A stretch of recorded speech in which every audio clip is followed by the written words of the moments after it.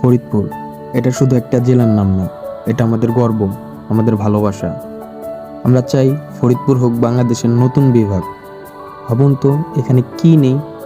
সরকারি school, college, medical হাসপাতাল, আদালত, বিশ্ববিদ্যালয়, আধুনিক ট্রাফিক ব্যবস্থা, এমনকি পদ্মা সেতুর সঙ্গে সবচেয়ে কাছের যোগাযোগও এই ফরিদপুরে।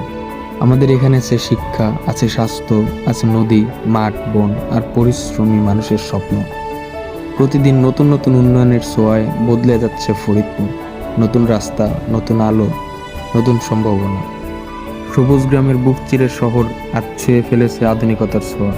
তবু হারিয়ে যায়নি সেই মাটির ঘ্রাণ, সেই বন্ধুত্ব, সেই ভালোবাসা যা ফরিদপুরকে আলাদা করে রাখে।